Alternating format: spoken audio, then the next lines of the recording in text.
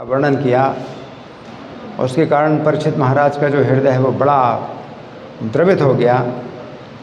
इतनी घोर यातनाएं मिलती हैं पापियों को, तो क्या कोई ऐसा भी उपाय है कि जो नरक में जा रहा हो और नरक से छूट जाए?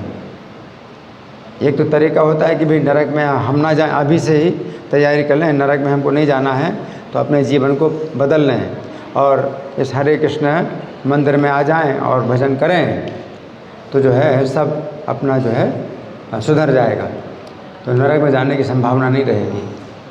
लेकिन दूसरी जो है स्थिति क्या है, कोई जा रहा है नरक में, अब क्या होगा? तो सुखदेव गोस्वामी कहते हैं कोई उपाय नहीं। आपने जीवन काल में अगर अपने पापों का प्रायश्चित नहीं किया तो अब नरक में जा रहे हो तो जाओ, अब नहीं कोई उपाय, अब कोई उपाय नहीं है ना। लेकिन परीक्षित महाराज जो है उससे संतुष्ट नहीं हुए, है ना। तो उन्होंने सुखदेव गोस्वामी ने बताया कि प्रायश्चित होता है और प्रायश्चित का जो प्रायश्चित से अपने पापों को जो है मतलब समाप्त करना पड़ता है। और फिर दूसरा जो है ज्ञान की विधि होती है, तो ज्ञान की विधि से भी जो है पापों को नष्ट किया जा सकता है। लेकिन फिर वो जो पाप हैं, हालांकि अग्नि के द्वारा पूरा जंगल नष्ट हो जाता है, उसी प्रकार पापों का सब जो है जंगल नष्ट हो जाता है, जल जाता है ज्ञान के अग्नि के द्वारा। लेकिन जब बरसात होगी तो फिर से सब पनप जाता है। तो इसी प्रकार से ज्ञान के द्वारा भी कोई व्यक्ति पापों को नष्ट करता है, लेकिन फिर से जो है उसको गलत संगति मिलती है, तो फिर से जो है पाप शुरू हो जाते हैं। तो फिर उन्होंने कहा कि केवल भक्ति के द्वारा, कोई व्यक्ति ऐसे भी होते हैं, बहुत दुर्लभ होते हैं, केचित केवल या भक्तिया वासुदेव परायणा, केवल भक्ति के द्वारा ही अगम धुन्वंति कार्थ निहार में भास कर रहा, वो जो है अपने पापों को पूरी तरह से नष्ट कर देते हैं। जैसे कि सूर्य है वो कोहरे को नष्ट कर देता है, तो फिर जो है आपके सामने हमेशा सूर्य रहेगा तो कोहरा रहेगा ही नहीं। तो कृष्ण भावनामृत की विधि ऐसी है कि जिसमें आप कृष्ण भावना भावित बने रहेंगे तो पापों की जो है फिर दोबारा जो है पनपेंगे नहीं, पाप पनपेंगे ही नहीं, वो जड़ से नष्ट हो गए और हमेशा के लिए ख़त्म हो गए, और बनेंगे ही भी नहीं, पाप भी नहीं बनेंगे, दोबारा पाप नहीं बनेंगे, है ना। इसी संबंध में अब जो है सुखदेव गोस्वामी ये कथा शुरू कर रहे हैं। तो ये कथा जो है जो शुरू होती है तो कहाँ से शुरू होती है? कान्यकुब्ज में द्विजः कश्चित, एक द्विज था दासीपति अजामिलहा, जो कि दासीपति था, यानी वेश्या को उसने अपने घर में रख लिया था। तो दासीपति अजामिलहा नामना नष्ट सदाचारो, अजामिल नाम का दासीपति था और द्विज था वो, नष्ट सदाचारो, लेकिन उसका सदाचार नष्ट हो गया। दास्या संसर्ग दोषी था, और दासी के संसर्ग से, वेश्या के संसर्ग से वो दूषित हो गया। तो एक शब्द है इसमें द्विज, द्विज शब्द पर ही जो है प्रभुपाद ने पूरा लेक्चर दिया है। मतलब इतना उनका जो है अधिकार है, एक ही शब्द में पूरा जो है प्रभुपाद ने प्रवचन दिया, द्विज शब्द, है ना। तो यहाँ पर हमें समझना चाहिए कि द्विज शब्द का प्रयोग कर रहे हैं सुखदेव गोस्वामी, जबकि ब्राह्मण के 3 धरातल होते हैं। पहला धरातल है द्विज, और दूसरा धरातल है विप्र, और तीसरा धरातल है वैष्णव, है ना। तो अजामिल जो है द्विज के धरातल पर था, विप्र के धरातल पर और वैष्णव के धरातल पर नहीं था। तो द्विज के धरातल पर, है ना, कौन होता है? तो एक श्लोक है कि जन्म न जायते शूद्रः संस्कारात् भवेत् द्विजः, कि मनुष्य योनि में जितने भी लोग जन्म लेते हैं तो जन्म से शूद्र ही होते हैं, लेकिन जब उनको संस्कार दिया जाता है तो वो द्विज होते हैं। तो द्विज का मतलब दूसरा जन्म, है ना। तो दूसरा जन्म यहाँ पर इस कौन में जो मिलता है दूसरा जन्म, तो वो कौन सा है दूसरा जन्म? हरे कृष्ण महामंत्र, पहली दीक्षा को आप कह सकते हैं कि ये जो है द्विज, मतलब आप जो है दूसरा जन्म मिला। बल्कि इसको ऐसा समझिए कि जो पहली जो दीक्षा होती है तो ये तो आपको मनुष्य बनने के लिए होती है कि आप जो है हरे कृष्ण मंत्र का जाप करिए और आप जो है शूद्र भी हो सकते हैं, वैश्य भी और क्षत्रिय भी, ब्राह्मण। तो ये आपको पशु के धरातल से ऊपर उठाया जाता है कि आप मनुष्य के धरातल पर आए, कि आप माला जप करते हैं और 4 नियमों का पालन करते हैं। तो आप जो है अभी भी शूद्र भी हैं, आप शूद्र के धरातल पर हैं, लेकिन अब क्या हो गए, कम से कम उस नीचे धरातल से आप ऊपर आ गए कि कलयुग में शूद्र से भी नीचे धरातल के लोग होते हैं। किरात, आंध्र, पुलिंद, कुलकर्ष, यवन, आभीर हैं और खस और म्लेच्छ है, कितनी मतलब वैराइटीज़ है। तो मनुष्य के जीवन में भी आप जो है अगर शूद्र के धरातल पर आ गए तो आप जो है वैदिक जीवन के अंदर आ गए, यानी वर्णाश्रम धर्म के अंदर आ गए। तो ये पहली दीक्षा जो है ये आपको जो प्राप्त होती है वो एक सभ्य मनुष्य बनने के लिए है, जो कि वैदिक सभ्यता में आप आ गए शूद्र। और शूद्र के लिए भी जो है जो कर्म भगवान ने बतलाए हैं गीता में, तो उससे भी जो है वो जो है परम गति प्राप्त कर सकता है। स्त्रियो वैश्या तथा शूद्रास ते भी यान्ति पराम गतिम। तो उनके भी कर्म जो है, शूद्र के भी कर्म स्वाभाविक कर्म हैं, भगवान बताते हैं परिचर्यात्मकम कर्म शूद्रस्या विषभावजम। तो शूद्र भी जो है अपने शूद्र के धरातल पर रहते हुए भी परिचर्यात्मक कर्म करते हुए वो जो है संसिद्धिम लभते नरः, परम सिद्धि प्राप्त कर सकता है। तो ऐसी बात नहीं है कि पहली दीक्षा का कोई महत्व नहीं है, आप शूद्र बने रहे, नहीं, आप शूद्र से बहुत नीचे धरातल पर। कलयुग इतना पतित है कि लोग जो है मतलब शूद्र से भी नीचे गिरे हुए हैं। तो कम से कम आप पहली दीक्षा में आ गए तो कम से कम शूद्र के धरातल पर तो आ गए, है ना। फिर ये शूद्र के धरातल पर आना भी बहुत बड़ी बात है पहली दीक्षा के द्वारा।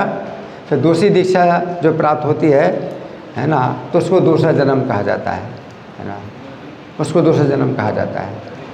ये जन्म वैसे तो इसको पहला जन्म, दूसरा जन्म तो इसको कहा जाएगा कि आप 16 माला जप कर रहे हैं, 4 नियमों का पालन कर रहे हैं। लेकिन पहले के युगों में ये जो जन्म है ये स्वाभाविक होता था हर व्यक्ति का, कि वो जो है ब्राह्मण, क्षत्रिय, वैश्य, शूद्र चारों वर्णों में जो जन्म होता था उसका, तो उसको वो संस्कार गर्भ में ही प्राप्त हो जाते थे। और वो जो है शूद्र के घर में पैदा होकर के शूद्र के रूप में वो पैदा होता था, और वो भी जो है बड़ी जो है एक प्रकार से स्वाभाविक स्थिति थी शूद्र। लेकिन कलयुग में चूँकि गर्भधान संस्कार भी नहीं है, तो शूद्र भी जो है कोई व्यक्ति पैदा नहीं होता है, पैदा होता है किस रूप में, पशु के रूप में पैदा होता है। शूद्र से भी नीचे जो है जन्म होता है ना। तो अभी जो है आपका जो पहली दीक्षा है तो वो आपका जो है एक समझिए कि पहला ही जन्म हुआ है, कि आप पशु के रूप में जन्मे थे माता पिता के गर्भ से। अभी जो है आपका पहला जन्म हुआ कि आप 16 माला जप करें, 4 नियम का पालन कर रहे हैं। इसमें दीक्षा की भी ज़रूरत नहीं है, दीक्षा के पहले ही आप करते हो, दीक्षा के पहले ही आप करते हो 16 माला जप और 4 नियमों का पालन। और फिर जो दीक्षा मिलती है तो दीक्षा का अर्थ है कि आप इसी को ही जीवन भर करते रहोगे। तो मतलब ये कोई ऐसा विशेष दूसरा जन्म नहीं माना जाएगा, ये जन्म जो है आपको मनुष्य के जीवन का जो है जन्म है, एक प्रकार से ये कहा जाता है ना। फिर संस्कारात भवेद द्विजा, संस्कार से फिर वो जो है द्विज बनता है ना। तो संस्कार का मतलब क्या है, कुछ पवित्रता के नियम और दिए जाते हैं, जो है संस्कार उसको कहा जाता है कि पवित्रता के नियम, कि आप जो है जैसे गायत्री का जप करेंगे, है ना, तो ये जो है पवित्रता, और व्यक्ति जो है पवित्र होता है ना। दिन में 2 बार स्नान करेंगे, तो ये सब जो है होते हैं जो कि वो द्विज संस्कार, इसको कहते हैं द्विजाति संस्कार, जो ब्राह्मण दीक्षा हम बोलते हैं तो वो द्विजाति संस्कार है ये, हाँ, द्विजाति संस्कार। तो वो द्विज बना, अब ये जो ब्राह्मण दीक्षा है द्विज बना, है ना। और द्विज का मतलब क्या है कि अब शूद्र से ऊपर उठ गया वो, अब शूद्र से ऊपर उठ गया, उसको गायत्री प्राप्त हो गई तो शूद्र से ऊपर उठ गया वो। लेकिन वो अब द्विज में वैश्य भी, क्षत्रिय और ब्राह्मण तीनों होते हैं। शूद्रों को जो है अधिकार नहीं है द्विजाति संस्कार का, गुरुकुल में ब्रह्मचर्य आश्रम में जाने का शूद्र को अधिकार नहीं होता, और उनको अधिकार होता है जो ब्राह्मण हैं, क्षत्रिय, वैश्य हैं, उनको अधिकार होता है। लेकिन कलयुग में शूद्रों को भी अधिकार दिया जाता है, क्योंकि शूद्रों की संख्या बहुत ज़्यादा है, शूद्रों की इतनी प्रधानता है तो शूद्रों को भी ब्राह्मण बनाया जाता है। तो कलयुग में शूद्रों को भी जो है ये ब्राह्मण दीक्षा दी जाती है। लेकिन पहले की युगों में शूद्रों को ब्राह्मण दीक्षा नहीं दी जाती थी, और उनको जो है वो शूद्र ही बने रहें, क्योंकि शूद्रों की भी संतुलन होना चाहिए, चारों वर्णों का संतुलन होना चाहिए। तो शूद्र से जो है कोई व्यक्ति जब द्विज बनता है ना, तो वो जो है उसका दूसरा जन्म है और उसको जो है संस्कार प्राप्त होते हैं, है ना। और गीता में इसको कहा गया तपस्या, उसको तपस्या का जो है कुछ नियम दिए जाते हैं, और वो जो है विशेष प्रभुपाद बताते हैं कि तपस्या के नियम क्या हैं, कि पराय स्त्री को जो है माता के रूप में देखना, है ना, और उनके जो है विचार और आहार में जो है काफ़ी पवित्रता रहती है, और उनके चरित्र में बहुत जो है विश्वास किया जाता है, तो जो है द्विज होता है। संस्कारात् भवेत् द्विजः। फिर वेद पाठी भवेत् विप्रः। फिर द्विज से ऊपर कोई व्यक्ति ऊपर उठता है तो फिर वो विप्र कहलाता है ना। तो वेद पाठी भवेत् विप्रः। तो अब जो है वो ब्राह्मण क्षत्रिय वैश्य शूद्र में, ब्राह्मण क्षत्रिय वैश्य शूद्र में अब जो है वो क्या है, विप्र हो गया। तो विप्र का मतलब है कि अब जो है ब्राह्मण और क्षत्रिय भी नहीं बनते, नहीं क्षमा करें, वैश्य क्षत्रिय भी नहीं बनते हैं विप्र, बल्कि अब वो ब्राह्मण की धरातल पर आया है, तो वो है वेद पाठी हो जाता है, शास्त्रों का अध्ययन करता है, वेद पाठी भवेत् विप्रः, है ना। और फिर विप्र से भी ऊपर ब्राह्मण का जो धरातल है वो क्या है, वैष्णव, है ना। तो ब्रह्म जानाति इति ब्राह्मणा, तो ब्रह्म उसको ज्ञान हो जाए, ब्रह्म का ज्ञान हो जाए। तो ब्रह्म का जब ज्ञान हो जाता है तो सब प्राणियों में समानता की जब भावना हो जाती है, ब्रह्मभूतः प्रसन्नात्मा न शोचति न कांक्षति, तो समा सर्वेषु भूते, सब प्राणियों में समान हो जाता है। और मद भक्तिम लभते पराम, वो फिर मेरी पराभक्ति प्राप्त कर लेता है। तो वो जो है स्थिति है वैष्णव की, है ना। तो गीता में भी भगवान ये 3 शब्दों का प्रयोग करते हैं, 2 शब्दों का प्रयोग करते हैं, विद्या विनय संपन्न ब्राह्मणे। विद्या और विनय से संपन्न जो ब्राह्मण है ना, तो सबसे ऊंचा धरातल होता है मनुष्य के समाज में जो विद्या विनय से संपन्न ब्राह्मण हो। तो विद्या विनय से संपन्न ब्राह्मण का मतलब क्या हुआ, वैष्णव। और जो तपस्या पहला बिंदु है वो अपने आप इसमें शामिल हो गया, तपस्या का जो बिंदु है पहले से शामिल हो गया, है ना। तो तपस्या से जो है कोई व्यक्ति संस्कार प्राप्त करता है और वो जो है द्विज बनता है। और फिर विद्या, ये जो है क्या होता है, वेद पाठ, वेद पाठी जो बन जाता है तो फिर वो जो है विप्र कहलाता है। और तपस्या, विद्या, विनय, और जब विनय उसके अंदर आ जाती है तो वो वैष्णव बनता है, ब्रह्म ज्ञान, उसको जो है ब्रह्म ज्ञान असली ब्रह्म ज्ञान उसको जब प्राप्त होता है तो वैष्णव हो जाता है ना। तो हम देख सकते हैं कि जैसे अम्बरीश महाराज की कथा है, तो अम्बरीश महाराज की कथा में जो अम्बरीश महाराज हैं वो वैष्णव हैं। हालांकि राजा क्षत्रिय राजा के रूप में हैं, लेकिन वो वैष्णव हैं क्योंकि भगवान के जो है पूर्ण जो है समर्पित हो गए हैं। और जबकि दुर्वासा मुनि क्या है, विप्र हैं। तो अगर इस प्रकार से देखा जाए कि ब्राह्मण के धरातल पर कौन ऊपर है कौन नीचे है, तो अंदर से अम्बरीश महाराज ब्राह्मण के सर्वोच्च धरातल पर है। वो कौन सा धरातल है, वैष्णव। जबकि दुर्वासा मुनि जो है ब्राह्मण के दूसरे धरातल पर हैं। कौन सा धरातल है वो? विप्र, है ना। तो विशेषता क्या है वैष्णव की कि वो तपस्या और विद्या तो उसके अंदर है ही है, लेकिन साथ साथ उसके अंदर विनय है, यानी भगवान की भक्ति, भगवान के प्रति समर्पण। तो जो है वो वैष्णव की विशेषता है ना। और विप्र की विशेषता क्या है? तपस्या और विद्या है। और द्विज की विशेषता क्या है? केवल तपस्या, है ना। तो इस प्रकार से वैष्णव में तीनों गुण होते हैं, तपस्या, विद्या और विनय। और विप्र में 2 ही गुण होते हैं, तपस्या और विद्या। और द्विज में 1 ही गुण होता है, क्या? तपस्या, है ना।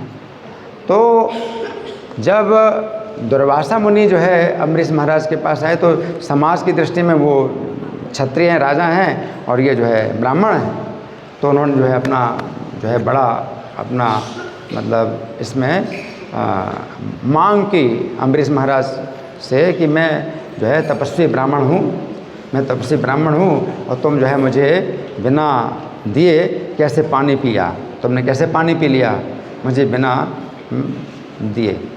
मैं अतिथि के रूप में आया हूँ, ब्राह्मण हूँ, मैं तपस्वी हूँ, है ना। और अम्बरीश महाराज चूँकि वैष्णव थे, है ना। तो फिर क्या हुआ कि दुर्वासा मुनि ने जब अम्बरीश महाराज को मारने के लिए अपनी जटा की एक लट उखाड़ी और पटक दी जमीन में, और कृत्या उत्पन्न हुई और अम्बरीश महाराज को मारने के लिए तो सुदर्शन चक्र भगवान का जो है अम्बरीश महाराज की रक्षा कर रहा था।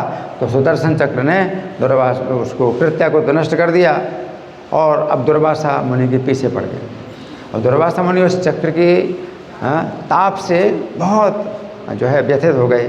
और जब भगवान की शरण में आए तो भगवान जो है दुर्वासा मुनि को कहते हैं, विप्र, आप विप्र हैं, आप वैष्णव नहीं हैं। भगवान ने क्या कहा? तपो विद्या च विप्राणाम नहीं श्रेयस्करो भी। विप्रों के लिए तपस्या और विद्या बहुत कल्याणकारी है। तएव दुर्विनीतस्य, परंतु जो दुर्विनीत होता है यानी विनय नहीं है। तो दुर्वासा मुनि को भगवान ने संकेत किया कि आप वैष्णव नहीं हैं, आप विप्र हैं, तपस्या और विद्या है आपके अंदर। तपो विद्या च विप्राणाम, तो विप्रों के लिए तपस्या विद्या जो है कल्याणकारी होती है, लेकिन तएव परंतु दुर्विनीत होता है वो, है मतलब वैष्णव के विरुद्ध या भगवान के विरुद्ध जो है कुछ कार्यवाही करे, दुर्विनीत है। तो विप्र जो है, विप्र का जो धरातल है वो सुरक्षित नहीं होता, सुरक्षित नहीं होता, क्योंकि दुर्विनीत होता है। तो कभी भी वैष्णव के ऊपर या भगवान के ऊपर भी जो उल्टा काम करे, तएव दुर्विनीतस्य कल्पेते कर तुम अन्यथा, तो वही तपस्या और विद्या उसके लिए क्या होता है, उसका विनाश करते। तो आप विप्र के धरातल पर भी अगर आ गए तो भी आप सुरक्षित नहीं हैं। विप्र के धरातल पर आपके पास तपस्या है और विद्या है, लेकिन वही तपस्या विद्या जो आपके लिए कल्याणकारी है, आप दुर्विनीत हो जाते हैं और अपनी जो है चाल, उल्टी चाल चलते हैं वैष्णव के ऊपर, तो क्या होता है, आपकी वही तपस्या और आपकी वही विद्या क्या करेगी, आपके लिए उल्टा काम करेगी। तो भगवान दुर्वासा मुनि को कहते हैं तएव दुर्विनीतस्य कल्पेते कर्तुम अन्यथा, अन्यथा जो है वो आपके लिए हो जाएगी, है ना। तो जब तक हम जो है वैष्णव नहीं बन जाते हैं, भगवान के प्रति समर्पित नहीं हो जाते हैं, और जब भगवान के प्रति समर्पित हो जाते हैं तो फिर किसी भी जीव का हम अपराध नहीं कर सकते, क्योंकि भगवान जो है हर जगह वास करते हैं। भगवान की आज्ञा के अनुसार भगवान को प्रसन्न करने के लिए तो फिर जो है हम किसी भी वैष्णव के अपराध से डरते हैं। चैतन्य महाप्रभु जो है मतलब ये शिक्षा देते हैं अपने आचरण से। सनातन गोस्वामी जो है परम वैष्णव हैं, लेकिन अभी जो आए चैतन्य महाप्रभु के पास जगन्नाथपुरी, तो वो रास्ते में जो है काफ़ी जो है ख़राब पानी मिला उनको, और उस समय जो है जो भी कुंड मिले, कोई तालाब मिले, पानी उसी से पिया जाता था, है ना। तो वो उसी को पानी वो जो है वो पिया, तो वो दूषित पानी से उनके जो है शरीर में पूरा जो है वो हो गया गलित, मतलब वो हो गया कुष्ठ हो गया, गलित कुष्ठ हो गया। तो पूरे शरीर से जो है वो मवाद निकल रही है, मवाद निकल रही है। अच्छा, चैतन्य महाप्रभु जब सनातन गोस्वामी देखते हैं तो आलिंगन करते हैं, और सनातन गोस्वामी कहते हैं नहीं प्रभु आप अशुद्ध हो जाएंगे, मैं बहुत अशुद्ध हूँ, कि पूरा शरीर में क्या है, मवाद निकल रही है। मैं अशुद्ध हूँ, हाँ आप मेरा आलिंगन, लेकिन भगवान चैतन्य बलपूर्वक आलिंगन करते हैं रोज़ इस तरह से। और सनातन गोस्वामी बहुत परेशान हो रहे हैं कि मैं मतलब बहुत ज़्यादा अपराध लग रहा है मुझे कि भगवान जो है मुझको आलिंगन करते हैं। और वो सनातन गोस्वामी कहते हैं आप मुझे आलिंगन मत करिए, आप मुझे मत छूइए, मैं छूने लायक नहीं हूँ। लेकिन भगवान क्या कहते हैं कि अगर मैं तुम्हें आलिंगन ना करूं और तुमसे नफरत करूं तो कृष्ण मेरे ऊपर नाराज़ हो जाएंगे। एक वैष्णव का एक आचरण भगवान शिक्षा दे रहे हैं कि वैष्णव जो है मतलब भगवान की खुशी के लिए वो ऐसे भी कार्य करता है जो उससे पसंद नहीं है। तो कोई भी जो है वैष्णव है तो उसको देख कर के आपको भी नफरत होगी। उसका शरीर जो है काफ़ी कुरूप होता है, काफ़ी ऐसा होता है, मान लीजिए कि गलित कुष्ठ हो गया, हाँ, तो आप जो है उससे नफरत करेंगे इस कारण से। तो चैतन्य महाप्रभु कहते हैं कि वैष्णव जो है कि ऊपर से जो है आप ये सब नियम लागू नहीं कर सकते कि वो जो है ऐसा अशुद्ध है, तरह से अशुद्ध है, वो शुद्ध है। वैष्णव के प्रति कोई भी जाति बुद्धि कोई करता है, कोई जो है ऊंचा नीचा का जो है भाव रखता है कि ये ऊंचा है ये नीचा है ना। तो शुद्ध वैष्णव के धरातल पर कोई व्यक्ति है तो समाज में जो है उसको नीचा भी स्थान प्राप्त हो, लेकिन वो भी जो है हमें भेद नहीं करना, चैतन्य महाप्रभु शिक्षा देते हैं। तो ये जो है मतलब अंतर रहता है। और जो अजामिल थे दासीपति तो द्विज थे, तो ब्राह्मण के सबसे पहले धरातल पर थे कि उनको जो है संस्कार मिला था और तपस्या के जो है कुछ नियम प्राप्त हुए थे, लेकिन उससे आगे वो बढ़े नहीं थे। क्योंकि कोई व्यक्ति द्विज के धरातल पर होता है तो गिरने की ज़्यादा संभावना है, विप्र के धरातल पर भी गिरने की संभावना है लेकिन कम है, लेकिन वैष्णव के धरातल पर कोई हो तो फिर गिरने की संभावना नहीं होती। तो यहाँ पर जो है द्विज शब्द का जो प्रयोग किया है सुखदेव गोस्वामी ने, तो बता रहे हैं कि उनको अपने पिता के द्वारा जो है वो पवित्रता के जो है संस्कार प्राप्त हुए थे और वो जो है शालिग्राम की पूजा और जितना पूजा के सब नियम सब वो करते थे, लेकिन वो जो है गिर गए है ना।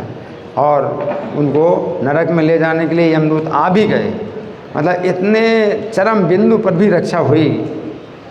तो ये भगवान के नाम की महिमा का जो है इतना जो है महात्म्य है, नाम का इतना महात्म्य है कि कोई व्यक्ति नरक में जाते हुए भी जहाँ यमदूत आ गए, अब तो फाइनल क्या हो गया, उसको फाइनल ऑर्डर है। जब अरेस्ट करने के लिए आ जाते हैं तो आप जो है उनको रोक नहीं सकते। कोई पुलिस आ जाए किसी को अरेस्ट करने के लिए तो कोई रोक नहीं सकता उसको। तो उसमें फाइनल मतलब समझिए कि जो पॉइंट है बिल्कुल चरम बिंदु, वहाँ से भी रक्षा हुई अजामिल की नाम की इतनी महिमा है। तो नाम की महिमा का वर्णन करने के लिए कोई व्यक्ति नाम का अगर अपराध ना करे, अपराध रहित अगर नाम किसी प्रकार कर ले, अजामिल का भी जो है अपराध रहित नाम था, क्योंकि जब यमदूतों को देखा और वो जो है आ गए उसको बांधने के लिए, उस समय उसके मुँह से नाम निकला, वो अपराध रहित नाम हो गया। क्योंकि उस समय अपराध की कोई संभावना ही नहीं थी। अब तो वो जो है अपना अंतिम श्वास उसकी बंद हो रही, तो उससे रक्षा हुई है ना।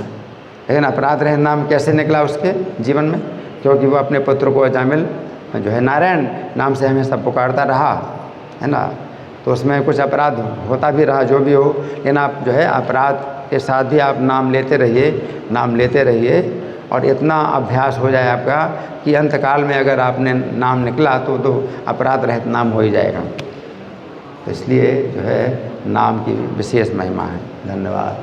ग्रंथराज श्रीमद् भागवतम की जय, श्रील प्रभुपाद की जय।